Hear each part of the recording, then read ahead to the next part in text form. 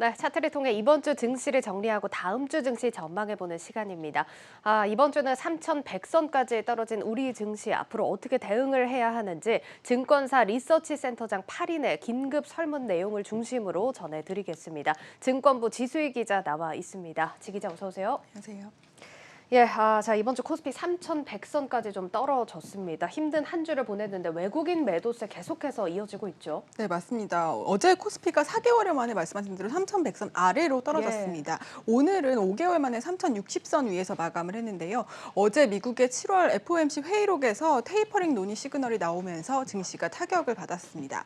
오늘은 좀 반등 출발을 했지만 힘이 빠지면서 3,049까지 떨어지기도 했는데요. 차트를 하나 좀 준비를 했습니다. 이번 달 코스피 상승률과 또 외국인 수급을 나타낸 차트인데요.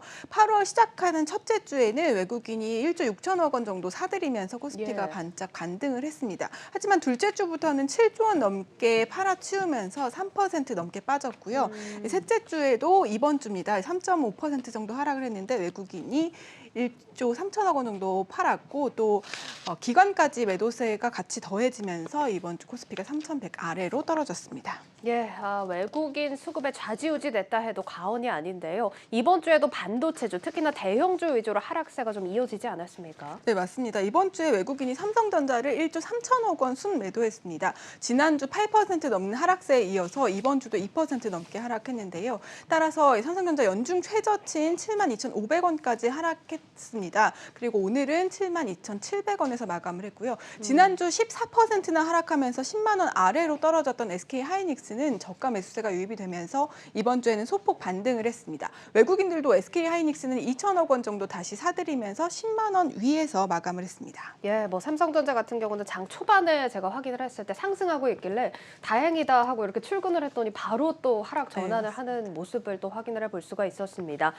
삼성전자 같은 경우는 정말로 7만 전자를 위협받는 수준까지 지금 내려왔는데요. 사실 10만 전자 기대가 나오면서 8만 원대에도 삼성전자를 들어가신 분들도 많습니다. 더 이상 떨어지면 안 될 것 같다 싶은데 전망 어떻게 나오고 있습니까? 네, 저희가 8명의 증권사 리서치 센터장에게 설문조사를 좀 했습니다. 대부분 리서치 센터장이 당분간 횡보할 것으로 내다봤는데요.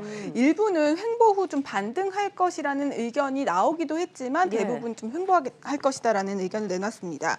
추가적인 하락은 나타나지 않을 것이다라는 의견이 우세했는데요. 조용준 하나금융투자센터장의 이야기를 좀 들어보면요. 현재 코스피에서 삼성전자가 차지하는 비중이 좀 저점 수준에 거의 다 왔다라는 근거를 들었습니다. 미중 무역 전쟁이 전점인 지난 2018년 삼성전자가 시총에서 차지하는 비율이 17.5%까지 떨어졌었고 지난해 코로나 충격을 받았을 때도 19.3%까지 떨어진 적이 있었는데요. 현재는 20% 수준이어서 이미 저점이라고 판단하고 있습니다. 또 서철수 미래에셋증권 리서치 센터장은 주가가 반등하려면 반도체 공급을 줄인다는 시그널이 좀 나와야 하는데 내년 3월쯤 공급자들이 이 공급 조절 여부를 발표할 것으로 내다봤습니다. 주가는 보통 5, 6개월 정도 선행하기 때문에 당분간 횡보하다가 올해 4분기부터는 반등 구간에 진입할 것으로 내다봤습니다.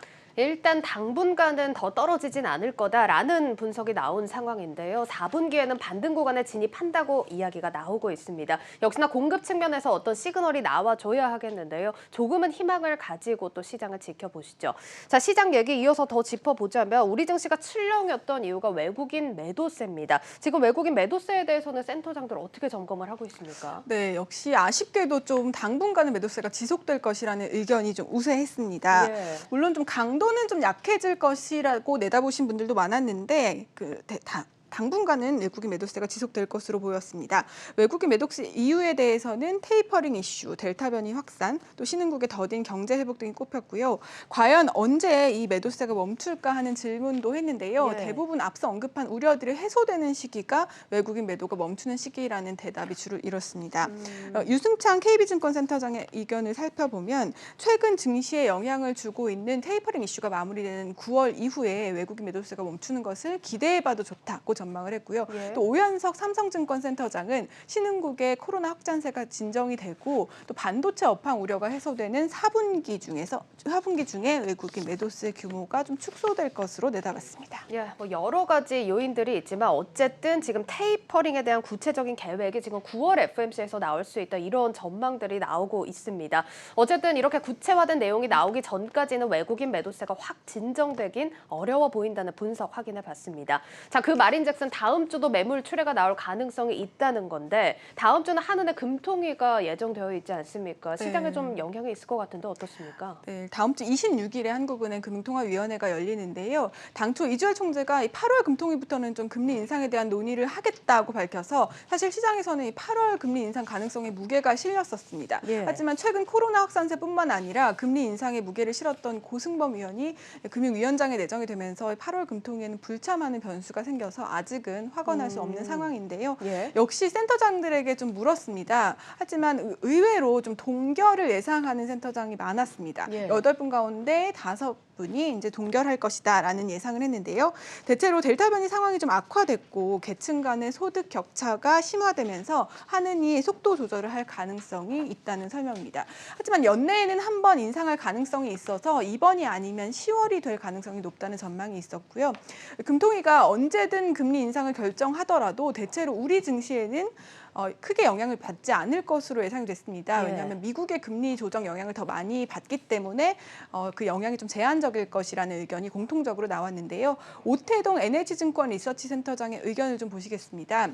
7월에 비해서 코로나 확산 속도가 좀 빨라진 데다 호주 중앙은행이나 뉴질랜드 중앙은행도 긴축 속도를 좀 조절하고 있고요. 그리고 금리 인상이 사실 연내에 할 것이다라는 뉴스가 이미 시장에 반영돼 있고 예. 본격적으로 금리 인상 사이클이 시작된 것이 아니기 때문에 국내 증시에는 영향이 제한적일 것이다라고 의견을 제시를 했습니다. 예, 일단 미국의 금리 인상은 당장은 아니더라도 이 금리 인상 전 단계라고 할 수 있는 테이퍼링에 대한 논의는 본격적으로 시작된 것 같습니다. 뭐 지표도 그렇고 연준 위원들의 입에 어느 때보다 주목을 해야 하는 상황인데 당장 다음 주 8월 다음 주입니다. 8월에 이제 예정된 잭슨홀 미팅도 주목을 해봐야 하지 않습니까? 네, 맞습니다. 현지 시각으로 오는 26일부터 28일간 열리는데요. 예. 사실 이 FOMC 의사록이 아니었으면 7월에 나온 그 의사록이 아니었으면 이 8월 잭슨홀 미팅이 더 주목을 받았을 텐데 예. 이 테이퍼링 논의가 본격 진행될 것이라는 의견이 좀 제시가 되면서 좀 중요도는 떨어지고 있는 상황입니다. 특히 이번 잭슨홀 미팅 주제가 수요 공급 비대칭 회복이기 때문에 오히려 9월 FOMC에서 구체적으로 테이퍼링이 언급될 것이라는 의견의 무게가 실리고 있습니다. 대체로 테이퍼링 시작 시기는 연말쯤으로 예상되고 있는데요. 예상보다 빠른 시기에 시행할 경우 시장은 좀 영향을 받을 수밖에 없습니다. 따라서 이번 잭슨홀 미팅에서 파월이 사용하는 단어들의 시장이 좀 민감도가 높아질 것으로 보입니다. 예, 뭐 지금 같은 상황에서는 어디까지나 테이퍼링에 대한 논의에 들어갔다라는 점을 또 주목을 해봐야 하겠지만 따라오는 순서로 지금 금리 인상도 초읽기에 들어갔다라고 할 수 있을 것 같습니다. 자, 이럴 때 우리 투자자들은 어떤 전략을 가지고 시장에 대응을 해야 될까요? 네, 역시 이 부분도 좀 증권사 센터장들에게 물어봤는데요. 예. 금리 인상 시기에는 대체로 금융주, 은행이나 보험 같은 금융주가 좀 수혜를 받을 것이다라는 예상이 있었습니다. 한국투자증권과 또 NH투자증권에서 금융주를 수혜주로 꼽았고요. 또 배당주나 이익성장주 등의 단어들도 좀 눈에 띄는데요. 금리 인상이 예견되는 변동성이 큰 장세에서는 대체로 우량 주식에 투자하라는 조언이 많았습니다. 예. 이익이 잘 나오는 대형주, 또 성장주 중에서도 이익이 잘 나오는 주식 위주로 선별하라는 추천이 있었습니다. 윤창용 신한금융투자 리서치센터장의 의견을 좀 들어보겠는데요. 9월이 전통적으로 배당 시즌이기 때문에 배당주에 투자하는 것이 좀 유효하고요. 위험 해치 측면에서 실물 자산에 투자하는 리츠도 눈여겨볼 필요가 있다고 전망을 했습니다.